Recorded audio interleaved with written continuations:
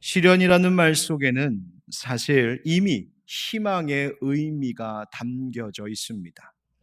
시련, 그 단어의 의미는 겪기 어려운 단련이나 고비 또는 어떤 사람의 의지나 사람 됨됨이를 시험하여 본다라고 할 때 쓰이는 단어가 바로 시련인데, 그것을 한자어로 보니까 두 가지로 동시에 쓰이고 있는 것을 봤습니다. 시험할 시, 그리고 단련한 연자를 씁니다. 인생을 어렵게 만드는 시험이면은 틀림이 없습니다. 그런데 그것이 목적 없는 시험이 아니라 마치 쇠를 불에 단련하듯이 그렇게 더 단단히 더 쓸모 있게 연단하는 시험을 시련이라 한답니다. 또 한 가지, 그 단련한 연자 대신에, 그러니까 앞에 쇠금자 부 대신 부를 세금자 부수 대신에 실사자를 쓰게 되면 익힐 연자가 되어서, 그것은 바로 이 시험을 통하여서 우리를 익히는 일에 이것이 유용하게 쓰인다라는 말입니다. 여러분, 연습하다 할 때 쓰이는 바로 그 연자인데, 왜 우리가 배움을 익히고 왜 연습하는 것일까요? 몰랐던 것 알아갈 수 있도록, 그래서 그것을 더 잘할 수 있도록 우리의 몸에 익히는 게 연습 아닙니까? 바로 시련은 우리로 하여금 이전보다 뭔가 더 잘할 수 있도록 우리를 이끌어주는 힘이라는 것입니다. 오늘 본문을 읽어보면 두 사람의 이야기가 함께 섞여 나오고 있습니다. 앞에는 죽어가는 딸 때문에 예수님 앞에 달려나온 한 관리의 이야기입니다. 18절 말씀에 예수께서 이 말씀을 하실 때에 한 관리가 와서 절하며 이르되 내 딸이 방금 죽었사오나 오셔서 그 몸에 손을 얹어 주소서, 그러면 살아나겠나이다 하니. 아멘. 마태복음은 이 사람을 단순히 한 관리라고 썼습니다. 그리고 지금 그의 딸이 방금 죽었다고요. 이 관리가 도대체 누구일까? 똑같은 사건을 증언하고 있는 마가복음과 누가복음의 본문을 살펴보면 이 동일한 사건을 우리에게 전해주고 있는데, 거기서는 이 관리를 조금 더 구체적으로 회당장 야이로라고 그렇게 밝혀주고 있습니다. 그런데도 안타깝게 이 사람의 딸이 죽었습니다. 바로 이 일로 예수님께 달려나온 것이죠. 그런데 성경은 예수님께서 그래서 어떻게 하셨는지, 그래서 이 관리의 딸이 이제 어떻게 되었는지를 곧장 이야기하기 전에 갑자기 다른 사람의 이야기를 여기에 끼워 넣습니다. 예수님과 이 관리의 일, 그들의 대화와 그들의 모습 속에 전혀 상관없어 보이는 한 여인의 이야기를 불쑥 끼워 놓고 있습니다. 누굽니까? 여러분 잘 아시는 12해 동안 혈루증을 앓고 있던 한 여인입니다. 혈루증은 오늘날의 말로는 만성자궁출혈이라고 할 수 있겠죠. 하혈이 멈추질 않는 겁니다. 여러분 얼마나 고통스러울까요? 그런데 그것이 무려 12해 동안 계속되었답니다. 12년.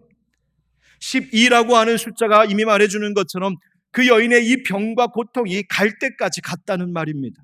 더 이상 사람이 손 쓸 수 없는 지경임을 말하는 그 12해입니다. 더 고통스러운 것은 이 혈루증에 걸린 사람은 당시 유대 사회에서 종교적으로 부정하다 취급당하던 그런 시대였습니다. 사람들과 가까이 할 수 없습니다. 정상적인 생활이 불가능합니다. 여러분 한번 생각해 보십시오. 12년 동안 사람들과 가족들과 함께 할 수 없고 이 병을 고스란히 혼자 끌어안은 채 끙끙 앓으면서 괴롭게 고통스럽게 살아갔던 그 여인의 마음의 상태는 어땠고 몸의 형편은 어땠고 그 여인의 실상이 어떻겠습니까? 그런데 바로 앞서 이야기했던 그 회당장, 지금 딸이 죽은 이 회당장의 이야기와 12년 동안의 혈루증을 앓고 있는 이 고독하고 외로운 이 여인의 이야기가 함께 지금 나오고 있습니다. 왜 이렇게 하셨을까요? 이러한 사건과 말씀의 전개를 통하여 주님이 오늘 이 말씀을 통하여 우리에게 깨닫게 하시는 거 한 가지가 있습니다. 말씀드렸습니다. 한 사람은 사회적으로 종교적으로 힘을 가진 자, 존경받는 자, 덕망받는 자, 그러니였습니다. 그런데 또 한 사람은 그와는 많은 형편의 차이가 있어 보이는 부정하다 여겨지는 혈루증을 앓고 있는 여인입니다. 그렇게 외형적으로는, 겉으로는 사회적으로 큰 차이가 있어 보이는 두 사람인데, 놀랍게도 그들의 인생에 찾아온 이 시련 앞에서, 이 고난 속에서 그 둘은 똑같이 무능할 뿐이었습니다.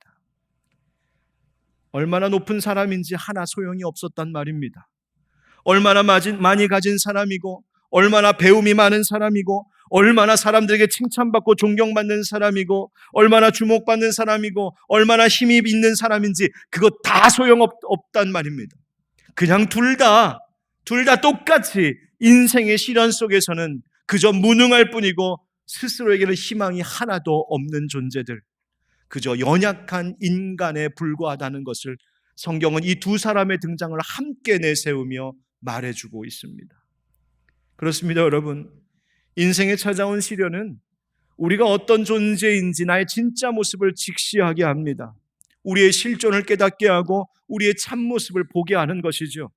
마치 나병에 걸렸던 나만 장군이 요단강에 몸을 씻으러 들어갈 때에 두꺼운 갑옷과 비싼 옷을 벗어야 했을 테고 손에 들고 있었던 무기도 내려놓아야 했었을 것처럼, 시련은 우리로 내가 귀하게 여겼던 것, 내가 중요하게 여기며 고집부렸던 것, 나는 그래도 내가 이만큼 성공할 수 있었던 것은 이런 나의 스타일이 있기 때문이고 내가 사는 방식이 있기 때문이고 하는 그 모든 것들, 내가 쥐고 의지하고 고집부리고 우기고 있었던 것들, 시련은 그 모든 것들을 다 내려놓게, 그것을 하나둘 다 벗어버리게 만듭니다. 그리고 그 시련은 하나님 앞에서 그리고 사람들 앞에서 나를 한없이 낮추어 겸손하게 만듭니다. 웨스트민스터 신앙고백 가운데에 인간의 타락과 죄와 형벌에 대하여 가르침을 주는 것 가운데 그 2항과 6항에 이런 이야기가 있습니다. 죄로 말미암아 그들은 본래 가졌던 의와 하나님과 가졌던 교제에서 떨어지고 말았습니다. 그 결과 죄로 말미암아 죽게 되었을 뿐만 아니라 영혼과 육체의 모든 기능과 부분이 전적으로 더럽게 되고 말았습니다. 이것이 우리의 모습이랍니다. 여기서 주목할 단어는 전적으로라는 말입니다. 전적으로. 우리는 전적으로 무능하답니다. 우리는 전적으로 타락했답니다. 아니, 조금이라도 희망이 있고 조금이라도 비비고 기댈 때가 있다면 모를까, 우리는 모든 부분, 영적으로도 육적으로도 모든 부분에 있어서 전적으로 타락한 죄인이 바로 우리라고요. 이런 말도 있습니다. 그 죄값으로 말미암아 죄인은 하나님의 진노와 그 율법의 저주에 매여 있습니다. 그 결과 그 죄인은 죽음이나 모든 영적이며 시간적이며 영원한 비참함을 피할 수가 없습니다. 내가 몸부림친다고 해서, 내가 노력하고 수고한다고 해서, 내가 애를 쓴다고 해서 이 비참함을 피할 수 있는 존재가 아무도 없다는 말입니다. 생각해보면 참 두렵고 무서운 말씀이지요. 그러나 바로 이것을 깨닫고 직시하는 것은 좋은 일입니다. 왜냐하면 하나님의 구원, 하나님의 치유, 하나님의 회복은 바로 여기서부터 시작되기 때문입니다. 사랑하는 성도 여러분, 어떤 시련 가운데 혹시 계십니까? 가면을 벗고 옷도 벗고 손에 쥐고 의지하고 있었던 것도 오늘 내려놓고 가시지 않으시겠습니까? 모세가 하나님 앞에, 하나님 나는 아무것도 아닙니다, 저는 아무것도 모르고 아무것도 못합니다, 말도 제대로 못합니다 할 때야 비로소 하나님은 모세를 다시 불러 글을 쓰셨습니다. 나아만이 모든 것을 벗고 요단강물에 마치 갓 엄마의 뱃속에서 태어난 어린아이 신생아처럼 그렇게 자신의 옷을 다 벗고 그 요단강에 몸을 맡겼을 때에 비로소 치유가 시작되었던 것처럼, 하나님 앞에 내가 아무것도 아님을 깨닫고 하나님 나는 아무것도 아닙니다 고백할 때에 바로 시련을 뚫고 역사하시는 주님의 새로운 은혜가 우리 가운데 부어지게 될 줄 믿습니다. 그래서 한번 따라하시죠. 시련 속에서 능력의 예수님을 만납니다. 시련 속에서 능력의 예수님을 만납니다. 두 사람 모두 예수님 앞에 엎드렸습니다. 여러분, 시련은 우리로 하여금 예수님 앞에 엎드리게 만듭니다. 앞서 보았던 17절의 말씀과 같이 죽어가던 딸로 인하여서 관리는 예수님을 찾아와 엎드렸습니다. 마가복음이나 누가복음에서는 내 어린 딸이 죽게 되었사오니 예수님 죽어갑니다라고 되어 있는데, 오늘 우리가 본문으로 삼은 마태복음에는 오히려 방금 죽었다라고 할 만큼 그렇게 지금 이야기하는 차이가 있습니다. 아마도 마태는 이 이야기를 기록하면서 이 어린 소녀의 병증이 너무너무 심각해서 이미 죽은 것과 다름없는 형편이었고, 그러나 그 죽음의 권세보다도 더 강하신 예수님의 그 능력을 강조하기 위하여 이렇게 차이나게 기록한 것이 아닐까 이해해 봅니다. 그만큼 이 어린 소녀에게 소망이 없었고 그만큼 이 아버지 회당장 관리는 절망스러웠다는 이야기입니다. 혈루증 앓는 여인도 마찬가지죠. 12년의 세월을 보냈답니다. 유명한 의원들 만나서 도움을 청했지만 소용이 하나도 없었대요. 마가복음 5장에서는 뭐라고 말하냐면 이 여인이 많은 의사에게 많은 괴로움을 받았고 가진 것도 다 허비하였으되 아무 효험이 없고 도리어 더 중하여졌다라고 증언합니다. 얼마나 힘겨운 상황입니까? 그런데 놀라운 것은 이 관리에게도, 즉 회당장에게도, 이 혈루증을 앓는 여인에게도 하나님께서 동일하게 내리신 놀라운 은총이 한 가지 있습니다. 그것은 무엇이냐면 그 시련을 뚫고 그 마음 깊은 속에 하나님이 심어주신 한 마음이 있었으니 바로 그것은 예수님 만나봐야겠다는 것이었습니다. 예수님 찾아가야겠다. 예수님의 옷자락이라도 한번 잡아봐야겠다라고 하는 그 신라 같은 희망을 하나님이 그들에게 심어주셨습니다. 예, 그렇습니다. 말 그대로 정말 신라 같은 희망입니다.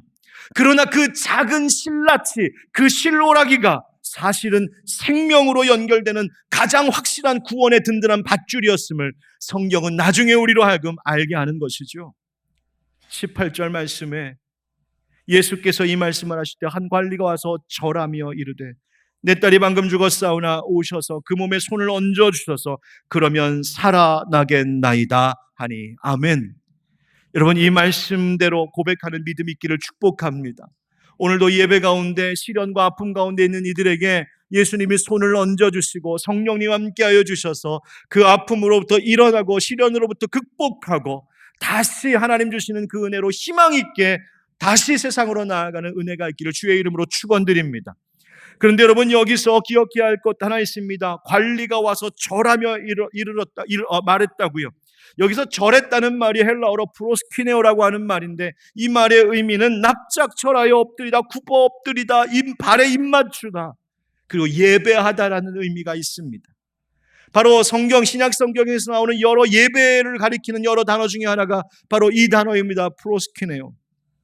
진정한 예배는 바로 이 깊은 시련 속에서 나옵니다.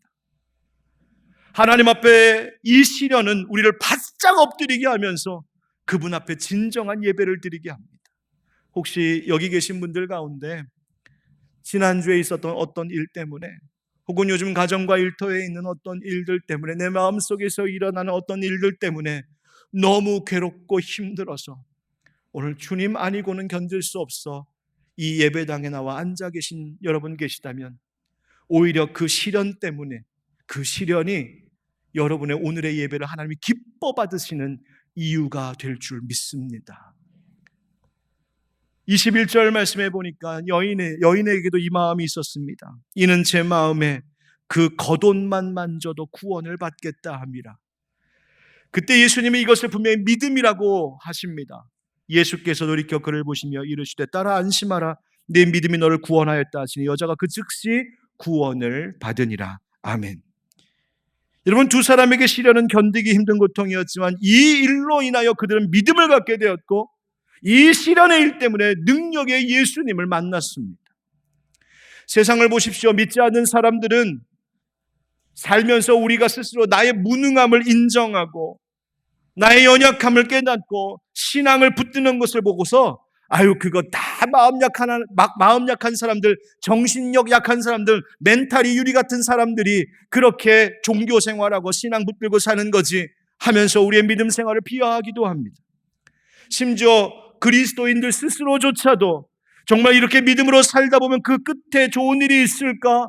영 불안하고 변하지 않는 삶의 상황 속에서 의구심을 품고 하나님을 향한 믿음의 길과 세상 사이에서 갈팡질팡하기도 합니다. 또 어떤 분들은 이렇게도 말합니다. 내가 좀 괜찮아지면, 내가 좀 나아지면, 내게 있는 이 시련이 좀 지나가고 편안해지면 그때 여유 있게 교회도 다니고 주님께로 돌아오겠습니다. 어리석은 소리입니다. 건강한 사람에게 의원이 쓸데없다 하신 말씀 여러분 기억해야 하죠. 아프니까 의사 찾아가는 겁니다. 나에게는 방법이 없으니까, 나는 전적으로 무능하니까. 그래서 주님 찾아가는 것입니다. 우리 좋아하는 찬양이 있습니다. 가사가 이렇습니다. 나는 아무것도 아닙니다. 주님의 사랑이 없으면. 나는 아무것도 모릅니다. 주님의 지혜가 없으면. 나는 아무것도 못합니다. 주님 능력 없으면. 나는 한순간도 못 삽니다. 주님의 생명이 없으면. 앞에 있는 문장만 떼어놓고 보면 세상 불쌍한 인생입니다.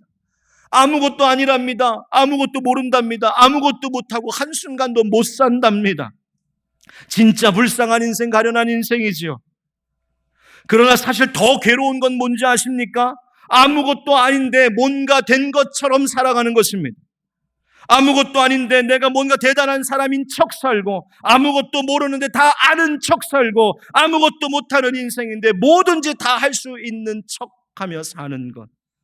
괴롭고 불안하고 불쌍한 인생입니다. 여러분, 지혜는, 구원은 오히려 이 앞에 있는 문장, 바로 이 모습들이 나임을 정직하게 고백하는 것입니다. 난 아무것도 아니고 아무것도 모르고, 하나님, 난 아무것도 못해요. 그래서 주님의 사랑이 필요한 겁니다. 그래서 주님의 지혜가, 주님의 능력이, 주님의 생명이 필요합니다. 그래서 나 오늘 주님 앞에 나와 바싹 엎드리며 예배할 수밖에 없습니다. 주님 앞에 프로스키네오, 주님의 발에 입을 맞추며 엎드려 하나님 앞에 예배할 수밖에 없습니다. 바로 그 믿음의 예배를 하나님이 기뻐 받으시는 거예요. 여러분, 이 고백 잊지 않고 살아가기를 축복합니다. 오히려 시련 속에서 내게 손짓하시는 예수님, 그분에게 나아가십시오.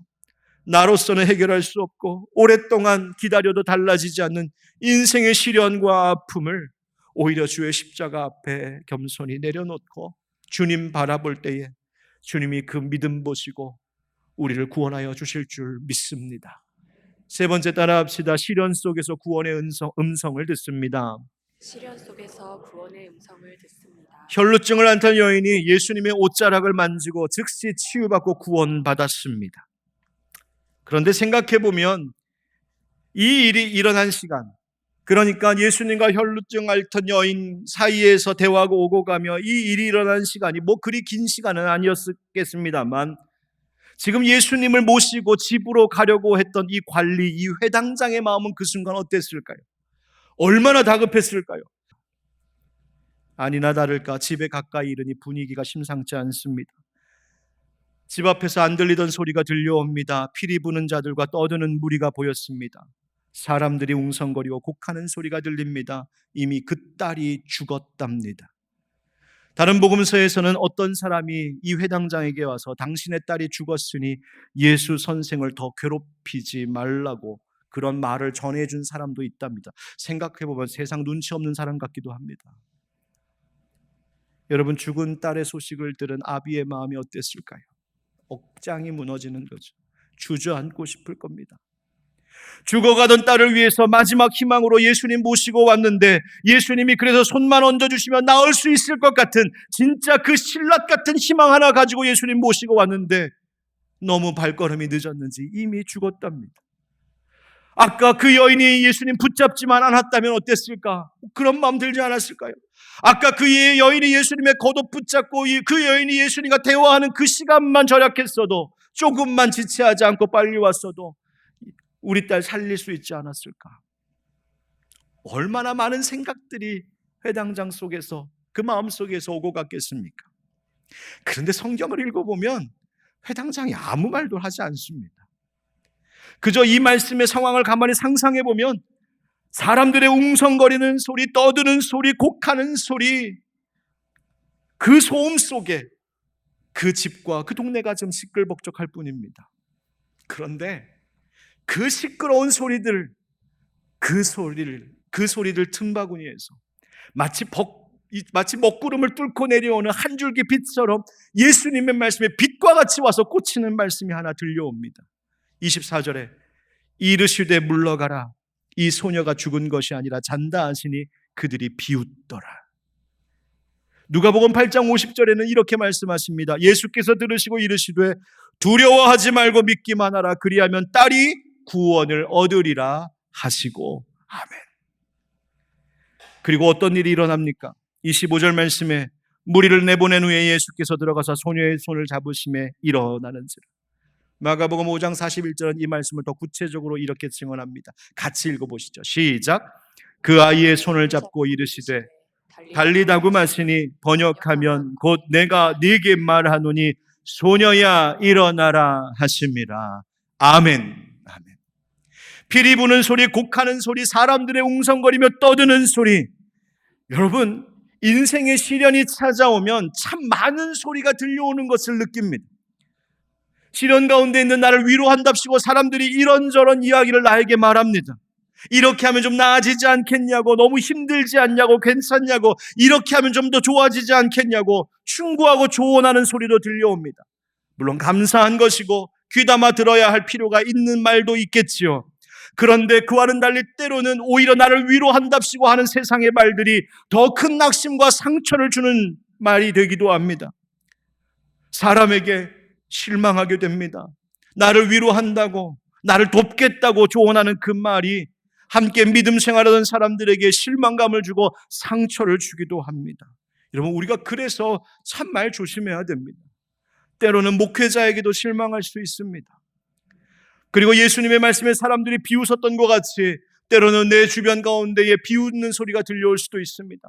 너 맨날 예수 하더니, 맨날 기도한다고 교회 가더니 너 지금 상황이 이게 뭐냐?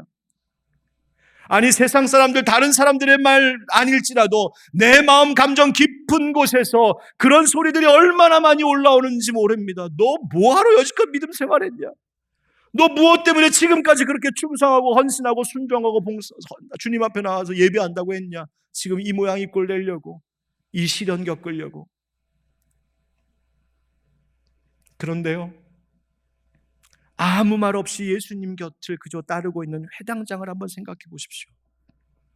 성경은 그가, 회당장이 지금 무슨 말을 했는지, 어떤 생각과 어떤 마음인지 하나도 아무것도 전해주지 않고 있습니다. 다만 사람들의 그 시끄러운 소리들 속에서 오직 예수님께서 한 줄기 빛처럼 전해주고 계신 말씀만을 우리에게 전해주고 있습니다. 시련을 뚫고 들려오는 이 한 소리에만 집중하라고 말입니다.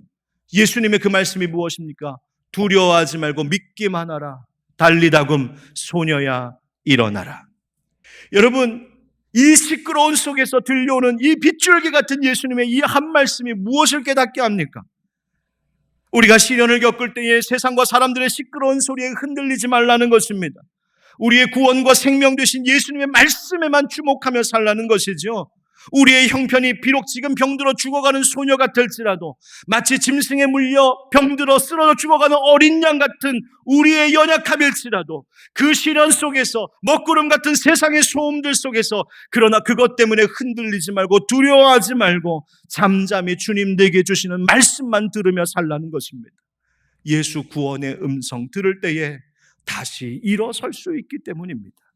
사랑하는 성도 여러분, 우리의 인생 가운데 기다려도 달라지지 않은 문제들이 있습니다. 그렇게 견디고 그렇게 기도하는데도 응답되지 않고 변화되지 않는 일들도 있습니다. 그러나 여러분, 포기하지 마십시오. 왜냐하면 믿음은 절대로 헛되지 않기 때문입니다. 하나님의 돌보심, 하나님의 도우심, 하나님의 이끄심 속에 하나님이 행하실 그때를 기다리며 이 회당장 야이로처럼 혈루병 걸린 12의 혈루병 걸린 여인처럼 다시금 소망을 붙들고 예수님 앞에 그 신랑 같은 희망이라도 예수님 붙잡고 나아가며 기다릴 때, 주님은 어느 순간 우리의 마음 가운데 찾아오셔서 그 시끄러운 소리를 다 물리치시고 우리에게 필요한 구원의 그 음성, 두려워 말고 믿기만 하라. 달리다금 소녀야 일어나라. 그 말씀으로 우리를 다시 일으키시는 그 은혜가 있을 줄 믿습니다.